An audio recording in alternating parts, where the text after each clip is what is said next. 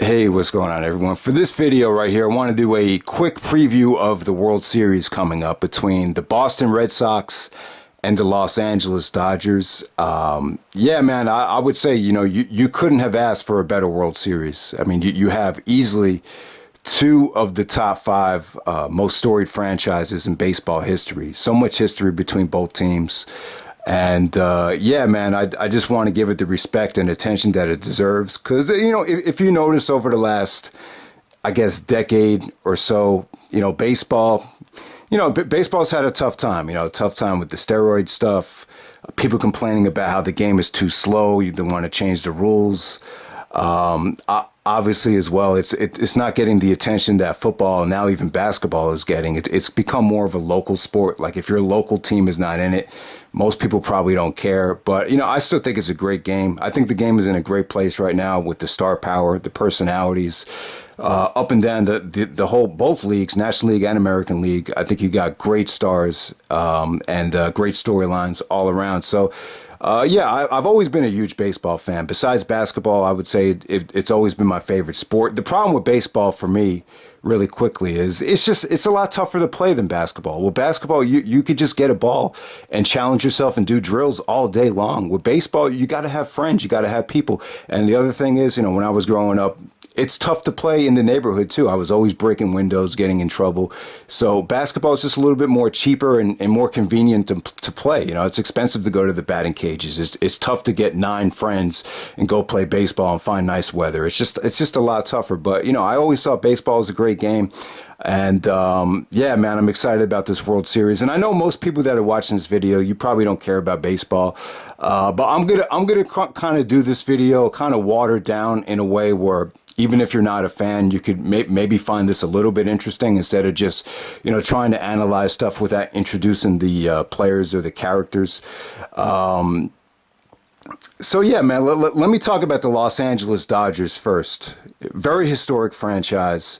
As you guys might know, they used to be the Brooklyn Dodgers, Jackie Robinson, the whole legacy there with him being the first African-American sports athlete. A lot of Dodger fans actually became Met fans after they moved to LA. So as soon as they moved to LA, you had a lot of New Yorkers still big fans of the Dodgers because they had a great superstar pitcher in Sandy Koufax. And then when the Mets won the World Series in 1969, they kind of slowly converted a lot of the leftover Brooklyn Dodger fans. But the Dodgers, they got off to a good start in LA. They won I think they won 3 championships in LA. 1981, 1988 will be the 2 most recent. 81, they beat the Yankees. In 88, they beat the Mets, and then they beat the Oakland A's in the World Series. That was a great team led by Orel Hershiser, tremendous pitcher, Tommy Lasorda. The Dodger team from 1988. So it's been 30 years since the Dodgers have won the World Series. It's been a really long time. They've kind of, rejuvenated the scene. The great Magic Johnson, one of the owners.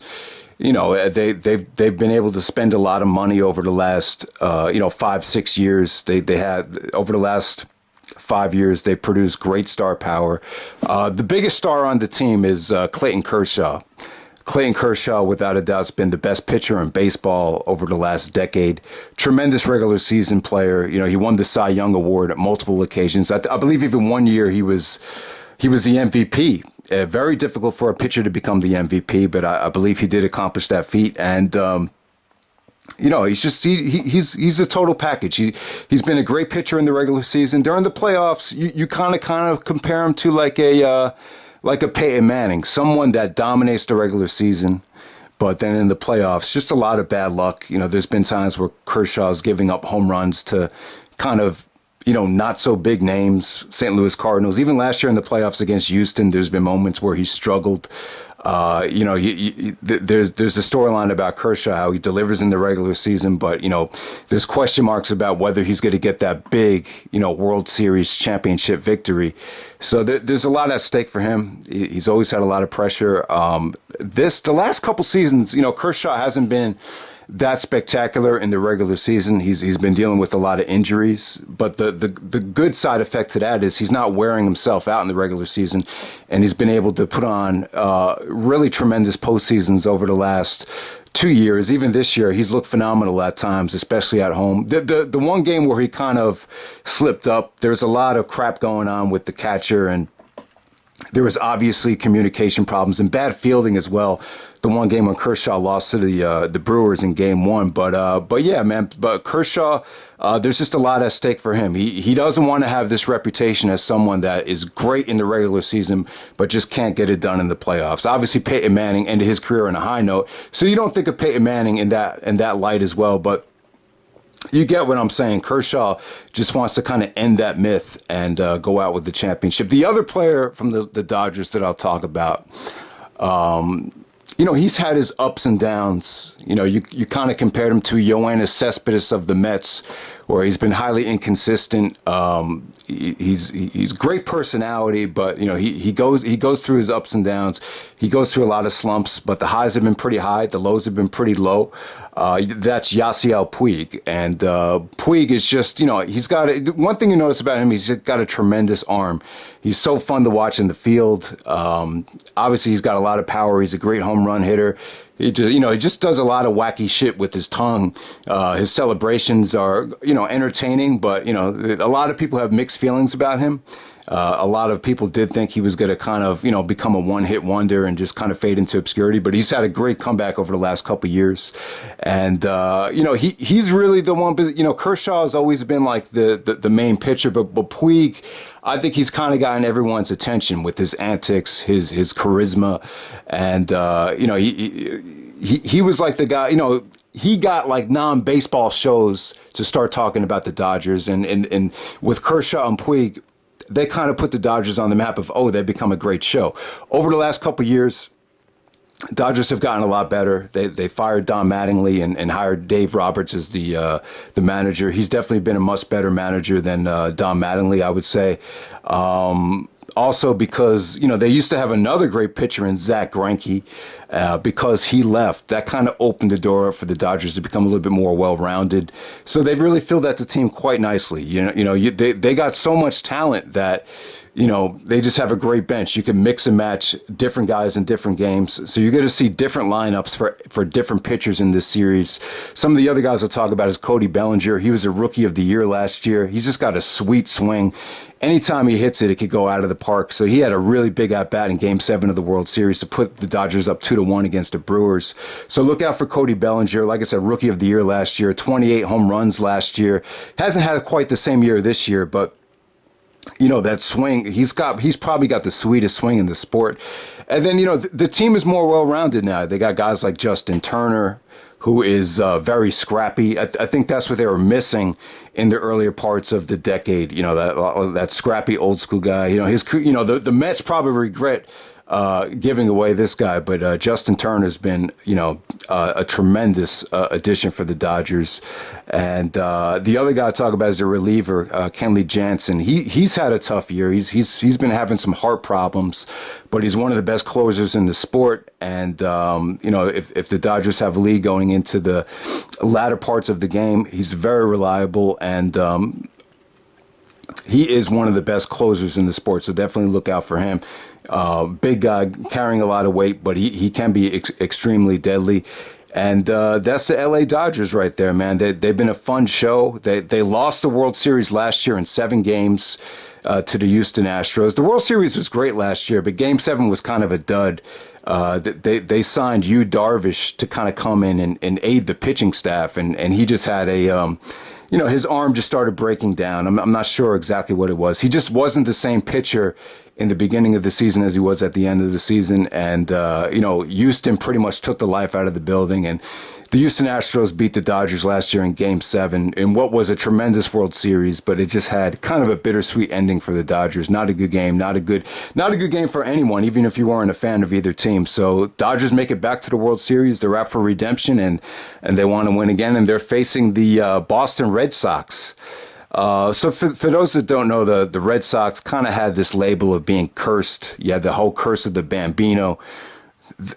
Babe Ruth used to be a pitcher on the Red Sox, and it was kind of like a myth when Babe Ruth went to the Yankees. It put a curse on the Red Sox, and they had such a long drought that a lot of people thought they would never win the World Series again. But things have turned around since 2004. Red Sox being the only major team in professional sports to come down from a 3-0 deficit. That was A-Rod's first year with the Yankees. And yeah, they came back 3-0 and won the series 4-3 in Yankee Stadium. And since then, the Red Sox have been one of the best franchises in sports. You know, if you think about it, Boston has pretty much dominated sports. 5 championships for the Patriots. Red Sox trying to win their 4th championship. I'm talking about since like 2000. And then the Celtics even have a championship as well. So the Boston is going for their 10th championship right here since 2000 in the major sports. So there's a lot at stake, man. It's huge. And Red Sox won in 2004, 2007. They've recently won in 2013. And they're going for it again here. So yeah, man, the Red Sox are a totally different team now. They kind of represent what you need right now in baseball, obviously because of the steroid situation, amphetamines being illegal. Baseball's become, like a young man's sport. You need to have younger guys, quick guys, athletic guys in there that aren't going to break down because, you're playing every day. And even though baseball is not that grueling compared to football or basketball, when you play every day, it's going to take a toll on your body, especially if you're in your late 30s, early 40s, like A-Rod was a couple years ago. So yeah, they've rebuilt the team quite nicely. The 2 guys that really got my attention were Mookie Betts and Xander Bogaerts. Xander Bogaerts is a shortstop, very athletic. He puts the ball in play. He doesn't rely on the home run at all. Mookie Betts is one of the best right fielders in the sport.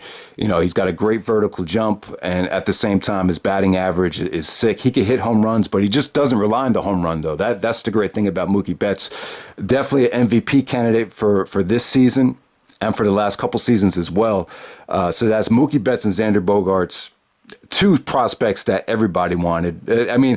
At one point there was a deal that the Mets were gonna try to trade Matt Harvey for Bogaerts and Betts, and that would have been a tremendous trade for the Mets had they pulled the trigger. But they didn't know Harvey was going to collapse and have the fall that he had. Harvey was one of the best pitchers in the sport before he got hurt for the Mets. The big free agent acquisition for the Red Sox this year was J.D. Martinez. He came over. He had a great year with Arizona last year. Took them to the wild card game. They won the wild card game. Arizona, one of the best teams in the sport offensively, and he kind of brought that power and everything to the Red Sox. He's in one of those guys that just has a great, he's a great home run hitter. He got about 44, 45 home runs this season, probably the second most in the sport, another MVP candidate. And, really has elevated his game. He was a guy that the Houston Astros gave away in 2013, but he's gotten better. And, just another guy that just puts the ball in play and hits the home run. He's not like a Giancarlo Stanton where it's either home run or nothing. The guy's a very well-rounded baseball player. Even though he is a DH, he just doesn't rely on the home run, and that's very important. And to me, like that's the formula for success in baseball right now, because when you do face good pitching, you're going to have to put the ball in play, and the degree of difficulty to try to rely on a home run for every single game is just too high. So those are the 3 studs: Martinez, Bogaerts, and Betts. At the same time, the outfield. Their outfield is incredible. They probably have the best outfield in the sport when you think about it. Jackie Bradley Jr. is their center fielder. Any time you get to the World Series, luck has to be on your side. So the Red Sox got some really good breaks against the Astros. And you also have to have guys that you don't expect a lot from. Jackie bats at the bottom of the order, but he hit a grand slam against the Astros. Their big-time closer, Osuna, was kind of a disappointment for the Astros. He hit a grand slam off of him to kind of bust the series open. He also had a lot of other big hits. Jackie Bradley Jr. was the MVP for the American League Championship Series, so look out for him. He's just definitely been on a roll. Also, Benintendi in left field has been tremendous as well. He's so the Red Sox outfield is probably the best in baseball. Red Sox pitching staff, without a doubt, Clayton Kershaw is the best pitcher in the sport. I would say that the Dodgers have the best starting pitcher and the best closer. But I think if the Red Sox pitching is right, and everyone is, healthy on top of the game. They've had some issues with, Chris Sale has been sick. He's been a Cy Young candidate, but he's been sick lately.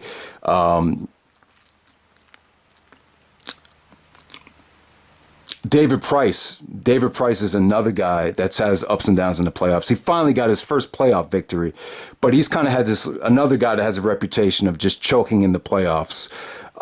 So you don't know what you're going to get with the Red Sox starting pitching. And Eovaldi is a guy that came from the Yankees. He had 2 Tommy John surgeries.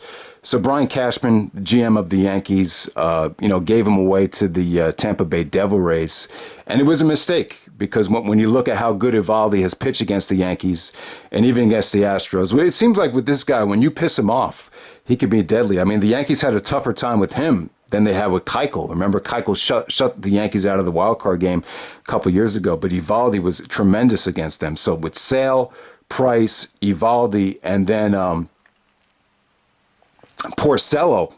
Porcello actually was the Cy Young winner in the American League in 2016. So you got 4 potential studs right there. So I definitely do think the Dodger starting pitching is deeper, but the problem is you just have a lot of question marks about a lot of them, and I would say Kershaw is probably better than any of them.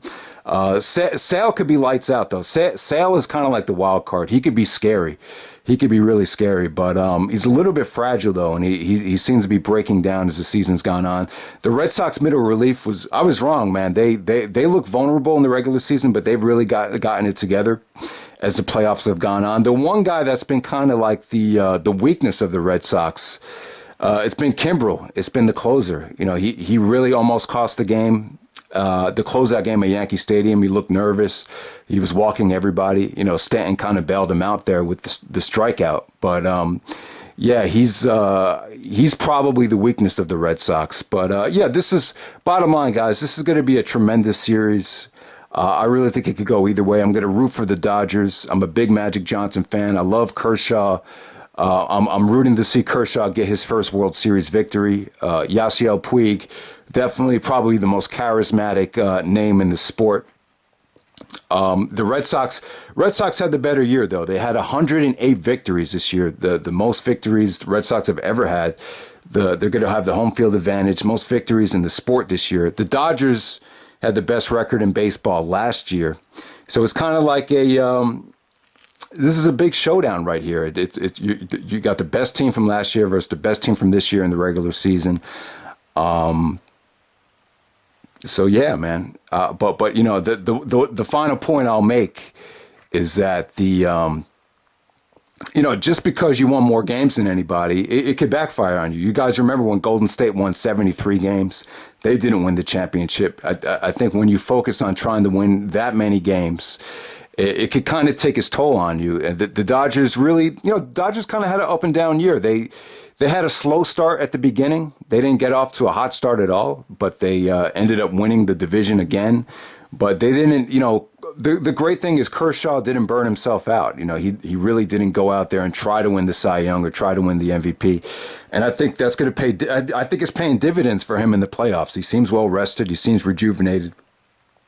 And so I definitely I'll favor the Dodgers there. But Red Sox are been playing great baseball. You have 2 great managers: Alex Cora, manager of the Red Sox; Dave Roberts, manager of the Dodgers. 2 great managers. 2 guys who were former teammates on the Red Sox at one point. And they've done tremendous jobs this postseason. Probably Alex Cora has been more impressive than any other manager with the adjustments he's been making, mixing and matching guys out of the lineup. Just really kind of putting the right guys in the right spots depending on the matchups. And he was great in the Yankee series and even in the Astros series. So we'll see what happens, man. I think this is going to be a great World Series. Hope some of you guys check it out and enjoy it.